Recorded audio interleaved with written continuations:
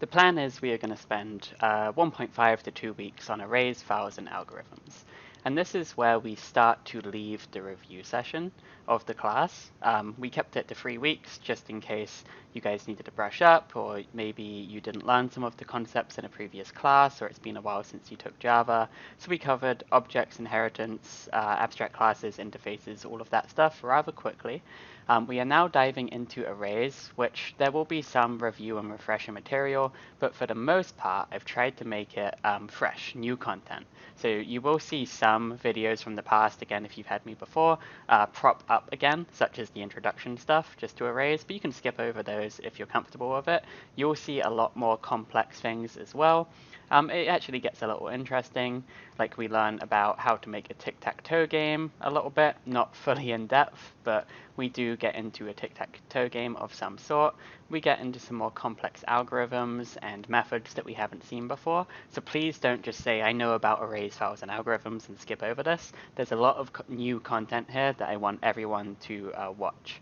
And also, in the second part of this, as I said, I'm going to try split it up into 2 weeks. The second part will have a lot of videos helping you with the assignment, which will have a lot of technical things going on with it. So without further ado, let's get into arrays, files, and algorithms. So we are going to learn about arrays, two-dimensional arrays, files, which will be a review for most of us, I think, but it is an important topic to touch on as we will need it for the assignment, and then putting all of that together, which will result in an assignment that deals with files and algorithms and arrays. Not 2D arrays, I don't think. So what and why? We're going to learn about arrays, but more importantly, we're going to learn about implementing algorithms with arrays. So how can we actually use arrays for a practical reason? We've learned how to store data in them and manipulate data, but we're actually going to develop our own algorithms based on arrays. We're going to learn about two-dimensional arrays, which essentially is an array inside of an array. And I do that through a couple of different examples, but we will end up producing that tic-tac-toe grid. Solving problems using arrays, as I said, combining arrays, so that's something we haven't done before. If you think about that yourself right now, you may say, I could probably do that, give it a go. Algorithms of arrays, files, a brief refresher on reading and writing files, and that word I keep throwing around, algorithms, solving problems using arrays and files to really get us thinking. It's going to be a pretty interesting couple of weeks, I think. So over here we have this algorithm, a word used by programmers when they do not want to explain what they did, pretty much, but it's problem solving, right? That's what we're getting into. So as I said, there will be a couple of repetitious parts to this if you've had me for other courses, but I'm really trying to stay away from that, so not too much, maybe a couple of few-minute videos. The longest one is the reversing an array, if you have seen that before. But I think when I first introduced that, it was a little advanced, so now that might be able to sink in a little better. With that said, if you're not comfortable with arrays, these are the 3 examples I'm giving you from the past, as well as reversing. But if you're not comfortable with arrays, I am providing on Blackboard a playlist to my array series of videos, where it will walk you through the very beginning intro to arrays, all the way up to where we are now. So if you're not comfortable with arrays, you need a refresher, or you just want to watch them, I will link you to all of those. But for the purpose of this class, it's going to be a little bit more advanced content in this playlist. So working with arrays and solving problems, arrays are more than just storing information. We can use them to solve problems, sort and search, as we will see in future weeks, perform algorithms, and much more. Let's get to work with arrays. A couple are below examples, briefly explained in this presentation, but all are demonstrated in videos on Blackboard, YouTube, and in class lectures. So we will have a brief refresher. We'll learn about combining arrays, swapping elements, reverse printing, reversing arrays, and reversing arrays using methods. I've created some Word files and PDFs to help you along the way, and we'll even have some activity sheets if you want to work through those. Of course, the solutions to everything, as always, will be posted, source code and all. Note, there are many ways to solve these problems. If you solve it and then you watch the video and say, I didn't do it that way, that's fine. If you solved it, you solved it. At this point, we still don't really care who's more efficient. We will get there by the end of the semester with efficiencies, but solving a problem is a big task, and you should be proud however you do it. Feel free to explore, test, and create other techniques. You don't have to match mine. So we're going to learn things about combining arrays. So let me just show you a couple of examples first. So we're going to go over basic examples, and like I said, there are videos on all of these, so I'm just really going to brush over them now, like how to make different types of arrays. We'll then do an array refresher on making methods to print different arrays, making methods to sum arrays. We'll do the whole reversing array thing, I'll walk you through that. We'll do reversing array with a method, which is a lot easier. Combining arrays was the one I stopped on right now. So if you think of this problem, and I really encourage you to do this before you start any of the videos, especially the activities, is try to solve it and then watch the video and see what's different. Maybe you'll learn something, or maybe you even did it a better way. In Java, we know arrays are static. This means they can't change in size, right? Therefore, if you create an array of size 4, it's size 4 forever.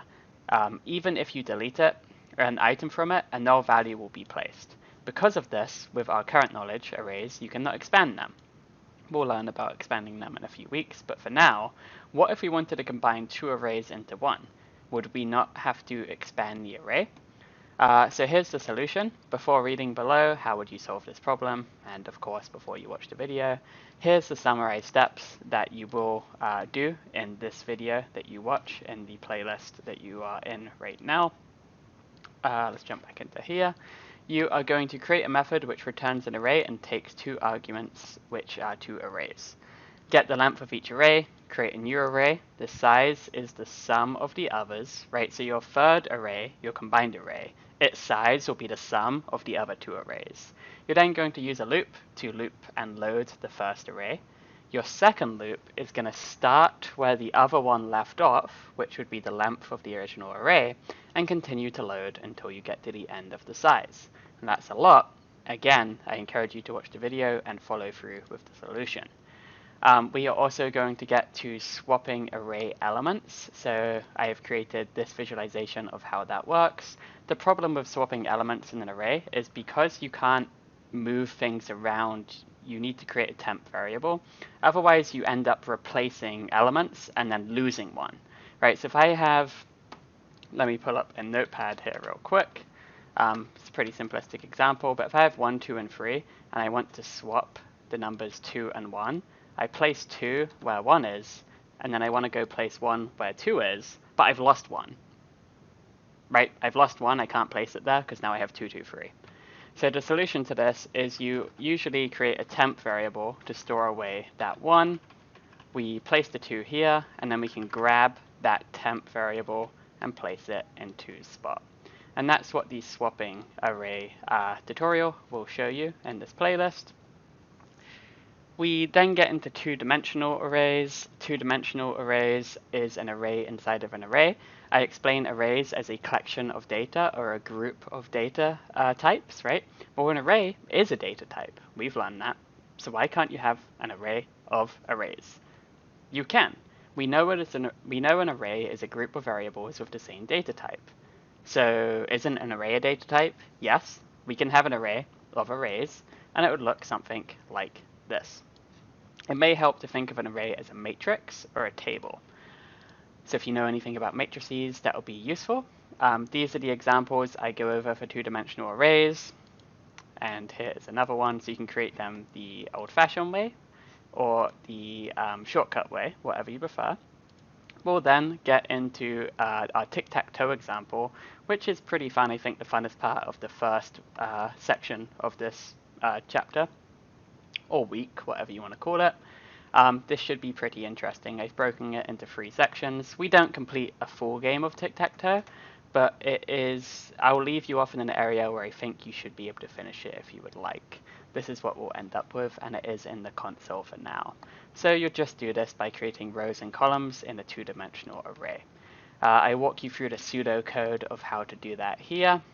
Two-dimensional string array is created for our board. It's currently empty, so we assign everything to null values. These are our rows, and these are our columns. Print board is a method that takes as an argument the board and prints it. If we have a null space, we print as such. And then I just go over how everything works here. You will see all of that in the video.